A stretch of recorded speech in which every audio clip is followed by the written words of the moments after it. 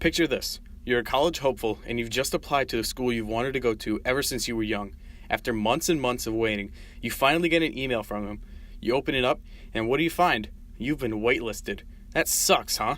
What do you do then? Why? Lash out on social media. What else would you do?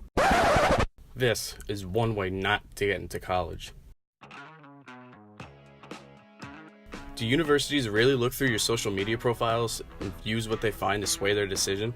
To make a long story short, yes they do, but most universities don't find anything alarming on their profiles that could change their minds. Test prep company Kaplan surveyed 403 college admissions officers. 35% said they look at applicants' social media pages. That's up from just 9% 6 years ago.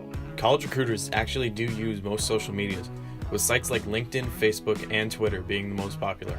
According to a Kaplan test prep survey from 2014, over a third of colleges do admit to looking through an applicant's social media page to learn a little bit more about them. Of course, college recruiters might not always like what they find. The memes, some of which are too graphic for TV, made jokes about sexual assault victims and the Holocaust and mocked different ethnic groups. One message asked people to casually send nudes. Just last year, 10 students from Harvard University had their admissions to the prestigious school revoked due to them sending offensive memes back and forth in a group chat.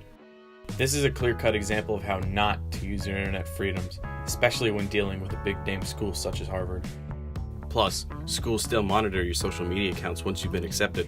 This was shown by one University of Alabama student who was kicked out of both the university and the sorority she was in for her racist tirades on Instagram.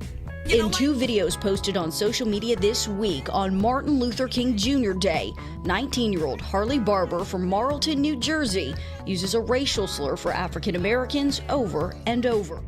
On the other hand, not everything on social media has to be bad. According to a CNN article, 47% of college recruiters said that what they found had a positive impact on the recruiter itself, as compared to 42% of profiles that gave them a negative first impression.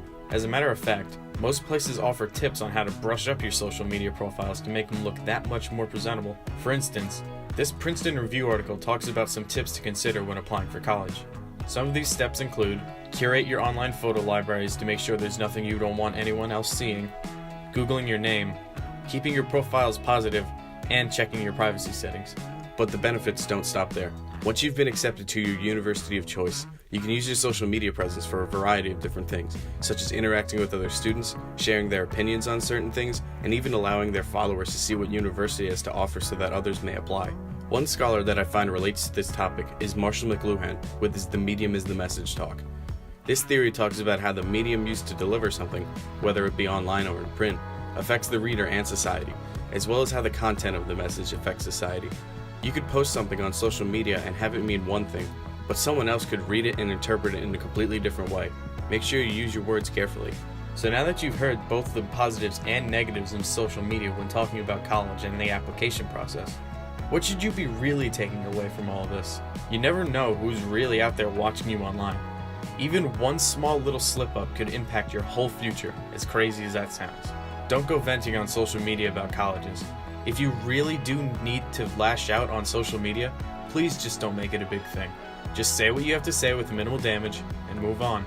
That's all. So before you send that angry, annoyed, foul language-filled tweet, stop and think for a second. Is sending this message really worth putting your future college career in jeopardy?